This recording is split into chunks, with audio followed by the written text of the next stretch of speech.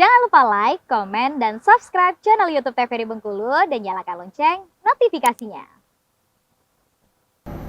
Terima kasih pemirsa Opini, masih tentunya setia menyaksikan Opini hari ini, dan pastinya banyak sekali inspiratif yang bisa kita dapatkan dari narasumber kita satu ini ya. Apalagi untuk Anda yang suka sekali dengan dunia bercocok tanam, dunia pertanian, dan mengenai teknik pertanian modern saat ini ya. Sudah ada Mas Yusuf tentunya. Kita lanjutkan kembali nih Mas Yusuf. Ya. Untuk hidroponiknya sendiri. Nah, ini kan saya juga pernah melihat juga hal yang serupa, tapi ini di bidang sayur-sayuran. Itu kalau saya lihat menggunakan paralon, lalu juga diisi sama air, nanti airnya itu mengalir seputaran area-area paralon yang sudah dibuat itu. Nah, kalau teknik yang digunakan sama Mas Yusuf sendiri ini seperti apa nih Mas Yusuf? Ya, memang cukup beragam teknik hidroponik itu. Kalau yang sayur itu biasanya pakai DFT, NFT, yang memang airnya disirkulasikan terus. Gitu muter-muter ya. jadi sana ya. Betul. Nanti tinggal konsentrasinya dipertahankan pada angka tertentu gitu. Kalau yang sistem kita gunakan itu, kalau melon biasanya pakai hidroponik substrat. Dia ada media substrat yang digunakan. Ada juga yang menggunakan sistem duct bucket, semacam ada keranjang-keranjang ember-ember begitu. Nah, satu tanaman, satu keranjang begitu. Terus dalamnya tampungan air. Tapi yang kita gunakan tadi yang substrat itu dia di polybag menggunakan media kokopit. Kokopit itu olahan dari serabut kelapa yang digiling, nanti ada serbuk-serbuknya tuh dari serabut itu. Nah, itu namanya kokopit. Nanti ada seratnya cocofiber.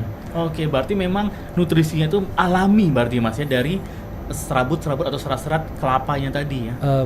Bukan. Jadi media tanam itu dia harus netral sebenarnya, karena nutrisinya kita penuh kontrol dari nutrisi yang kita alirkan. Jadi medianya itu nggak boleh membawa nutrisi hara bawaan. Berarti sebelumnya itu seperti serabut-serabut yang digunakan dan juga di dalam polybag itu tadi, ini sebelumnya sudah dicek terlebih dahulu berarti.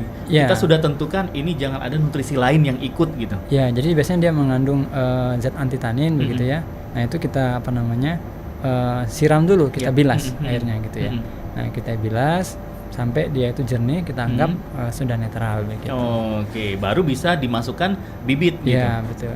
Bibit melon. Kalau melon ini kan juga merambat ya? Iya, merambat. Nah, ini bagaimana nih Mas Yusuf? Karena kan dalam polybag nih, otomatis harus ditancapkan batang kayu kah atau seperti apa? Iya, modelnya kita dirambatkan Mas. Jadi tanaman itu kita buat tali rambatan menggantung ke atas gitu. Nah, satu tanaman itu merambat ke atas.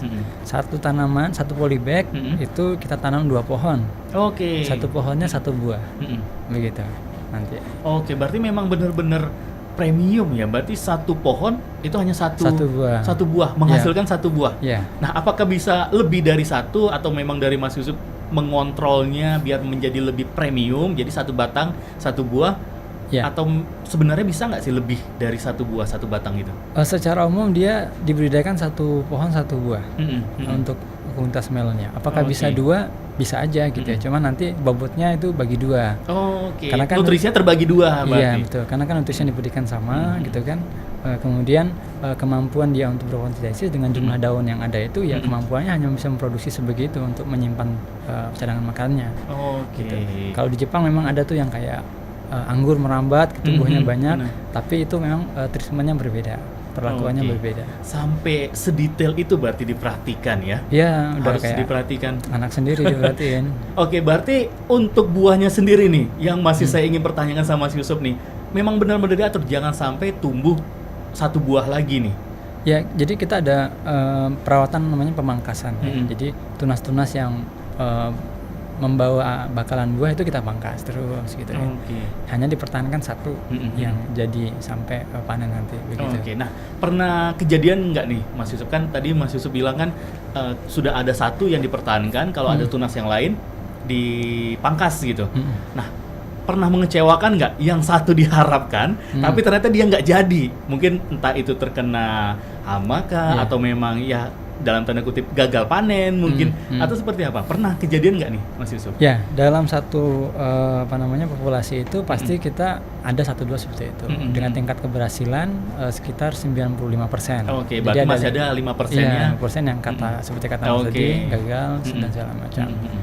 hal biasa. Gitu. Oke, hal biasa ya. Iya. Itulah ya suka dukanya. Suka duka. Di awal-awal dulu kita bisa apa namanya total gagal pernah gitu ya. Jadi tentu bisnis tidak seindah yang dibayangkan. Ada tahapan-tahapan yang kita lalui untuk bisa kemudian sampai pada titik saat ini. Oke, gitu. berarti jangan hanya berharap kepada satu saja ya gitu ya. Iya, betul. Oke, mungkin kalau satu gagal tadi, yang batang satunya lagi, satu polybag itu masih ada gitu. Iya.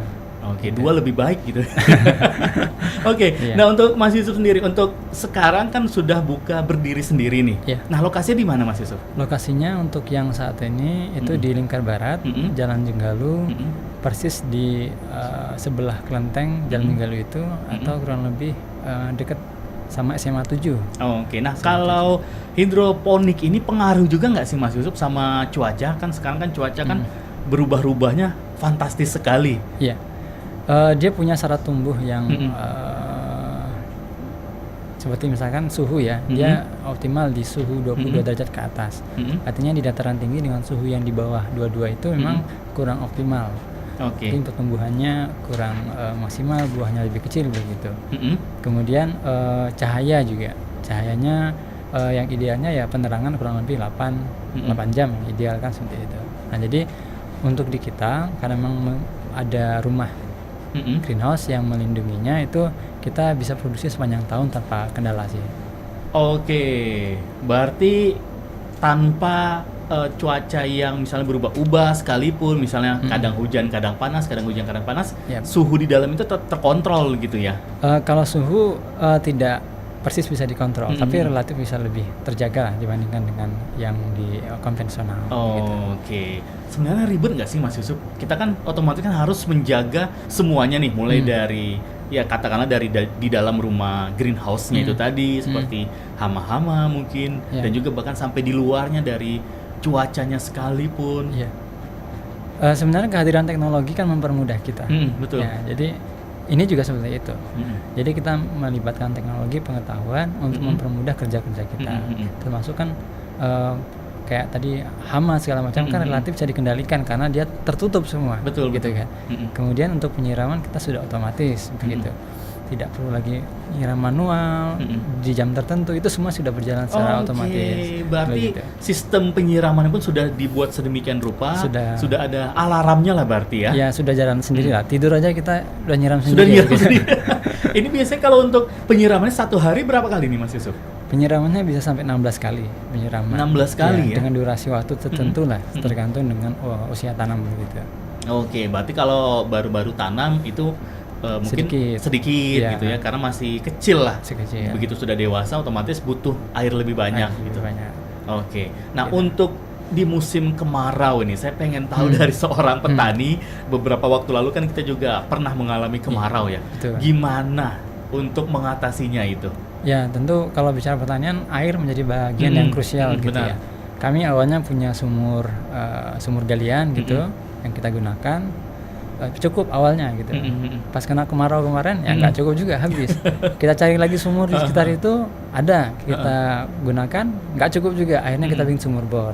Nah sumur bor alhamdulillah saat ini bisa memenuhi kebutuhan kami. Bertahan sampai ini. sekarang gitu ya. Sekarang. Nah kalau untuk air Mas Yusuf, saya sebagai orang awam ini taunya kan air ya sudah air biasa mungkin dari sumur atau dari sumur bor itu tadi atau sumur biasa. Pernah, berarti harus diukur dong kadar pH-nya atau seperti apa? Iya, betul. Untuk air yang biasanya kita gunakan gitu ya, dia pH-nya di 6 sampai 7 biasanya. Kemudian untuk kandungan mineral di dalamnya atau kita ukur biasanya menggunakan TDS meter, itu angkanya yang bagus memang di bawah 100 ya. Bawah 100. Jadi kalau untuk daerah tertentu dengan katakanlah kandungan mineral yang tinggi, dia biasanya sampai 500.000. Artinya airnya sudah mengandung zat hara bawaan dari aslinya seperti gitu zat-zat besi yang ada di dalam tanah gitu ya. Yang kita nggak tahu itu dampak positif atau negatif pada tanaman kita. Nah jadi memang lebih amannya kita mencari lokasi yang punya air dengan nilai TDS yang rendah gitu. Oke, berarti pada saat membuat sumur bor itu awalnya diperiksa dulu tuh hasil air dari sumur bornya. Ya kan sulit kan sebenarnya ya. Kalau ternyata hasilnya berdoa gitu ya. Yang kalau katanya ternyata hasilnya itu di atas 500, ngebor lagi. Ya mau nggak mau resiko gitu. Berarti awal itu deg-degan juga Iya, dong. betul. Syukur alhamdulillah air yang kita dapatkan memang kualitasnya bagus. Oke. Dengan jarak kurang lebih sekitar 300 meter dari pantai kan. Oke, benar-benar. Dengan Karena kan kedalaman sampai 60 meter. deg-degan kualitasnya juga dong di bagus. sana. Iya, Dekat betul. sama pantai, daerah rawa juga. Ya. Oke, Tapi baik. nggak ada pilihan. Nggak ada pilihan. Nggak ada pilihan. Kita harus coba. Lebih baik mencoba ya Betul. daripada nggak penasaran. Betul. Nah, untuk melon hidroponik ini sendiri Mas Yusuf, dari awal menanam bibit, katakanlah memulai pertama kali masuk bibit ke sana, berapa lama nih untuk jangka panennya? Ya, Tapi sebelum Mas Oh, Yusuf iya. menjawab Oke. berapa lama harus memanen biar pemirsa penasaran, jangan kemana-mana pemirsa, kita akan dapat lagi informasi dari Mas Yusuf setelah yang satu ini.